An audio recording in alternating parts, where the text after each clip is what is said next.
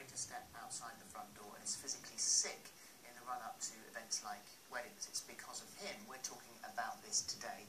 We're going to be giving him advice in our phone-in room a little bit later on, and we'll read you some of his email, which was heartbreaking. We'd actually also ask, could you please get back in touch with us if you are watching this segment, because we would like to talk to you because we think we might be able to help.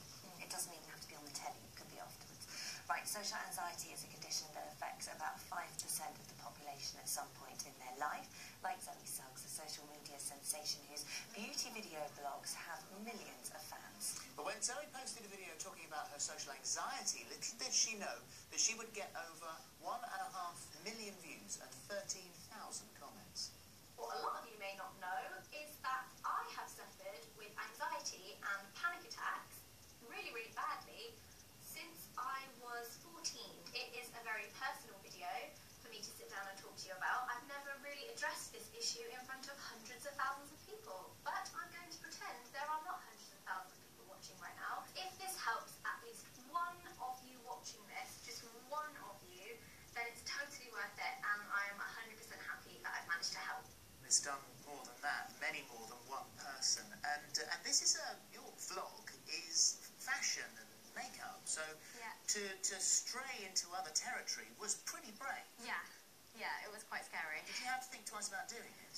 Yes, I think that was the second video I filmed, and I had to edit out about 40 minutes worth of me just like rambling on and on and on just to sort of get the points out.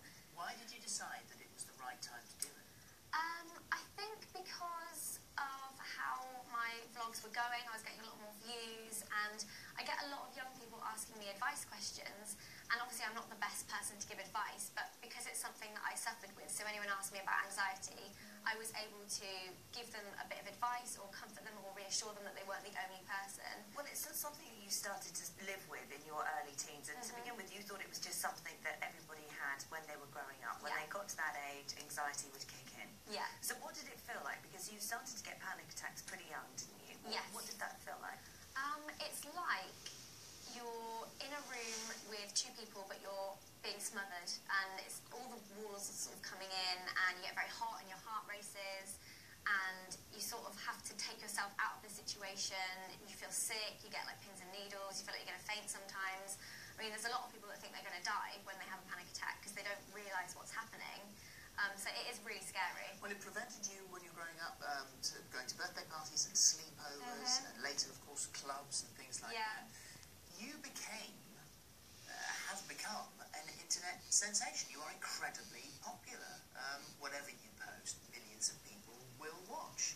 And so that leads to public appearances. That leads to you being asked to go to conferences and things. Being here. How do you cope with that? It does make me very nervous, but I'm also excited to do it. So it's almost like I have to rationalise in my head, you know, I am going to be nervous and I probably will feel a little bit anxious, but I really want to do it, so I'm just going to do it and hope for the best. Well, you've got very good at sort of talking about yourself and those embarrassing things that a lot of people push and hide away. But something that sort of almost goes hand in hand with those anxiety attacks is the feeling and the concern of what other people might think of you. Yeah, that is my worst thing. I always worry too much about letting people down, or if I'm having a panic attack, I think everyone's staring at me. And it can also affect friendships as well, because if someone doesn't understand how you feel, it's quite difficult to get it across to them, whether they've had panic attacks or not. So what have you said? So in your situation with your friends, how do you explain it to them if you're on a night out and suddenly you need to go and just sit upstairs on your own for a while? How do you do that? I just have to sort of say, it's not you, it's just the situation I'm in. There's a lot of people, I don't feel comfortable.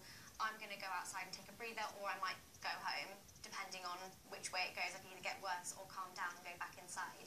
And I think most of the time, I mean, if they're your friends, they'll understand and they'll be supportive, but it definitely is something that's difficult to explain to people that don't understand. There have been big occasions and small occasions. The small occasion, typical of many, it was a barbecue recently. Yeah, at my friend's birthday party. Yeah, what happened there? I was feeling quite just under the weather anyway, and there was just a lot of people around, and all of a sudden I just felt very claustrophobic and I needed a bit of space, and I went up to the spare room, and I just sort of lay there for a bit, had a panic attack, and then my boyfriend was in New York, so I called him to get her to come upstairs to see me because I couldn't go back downstairs. Really? Yeah, but she suffers anxiety too, so she was able to sort of help me calm down. And the big event was recently a 1D concert. Yeah, it was last year we went to see One Direction and there was a lot of people there that obviously watched the videos, so we didn't apprehend what could happen, and a lot of people sort of swarmed around and I had a panic attack and then I went home and I didn't get to actually see them. Oh, really? No, I didn't missed see out. Yeah. What sort of help is there out there for people? I mean, you went to see your GP when you were 19 years old to sort of talk about it originally, but what's the process? What treatment can you get? I think the first thing to do would be to speak to somebody like your parents and things first, just so they can sort of understand how you're feeling, and then the doctors, so you've got like the NHS and things and you can go and see them. And I always like to stress that if one doctor wasn't maybe as helpful, see another one. Always keep seeing different doctors until you feel happy that you're getting some sort of help from someone. But there's always CBT, which is cognitive behavioural therapy as well. Which And is that helping you? Yeah, definitely. To be able to do this today, it must be working I to know, some degree. exactly. Yeah. Yeah. And how does that work? What do they do? It's basically a way of retraining your brain. So obviously I have things in my head that trigger anxiety and different things. It's just a way of taking away those things and retraining your brain so you don't feel like you're in an unsafe environment. And Well, the email that prompted all of this was, we've changed his name, we're going to call him John.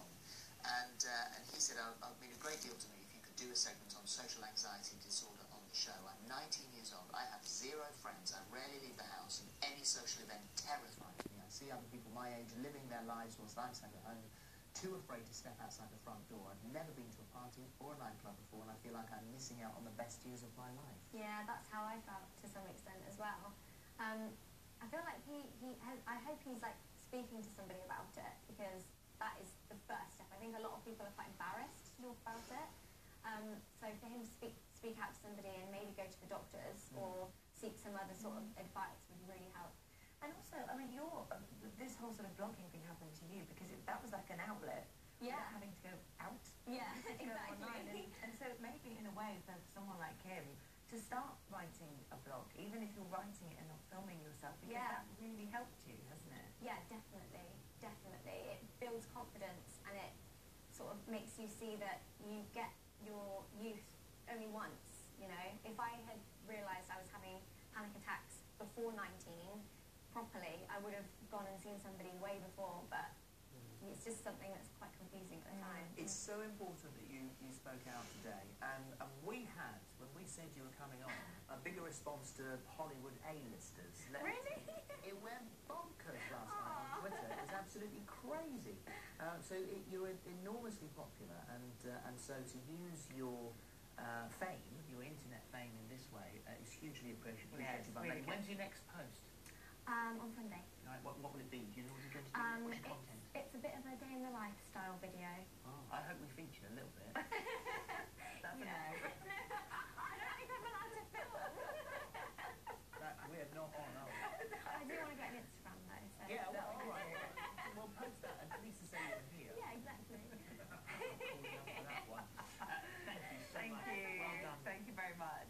We are going to be taking your calls on social anxiety with the psychotherapist Christopher. That's later on in the show. In just a moment, some tricks to make your life easier in the kitchen. The first, Mark Wright's got the details of our 50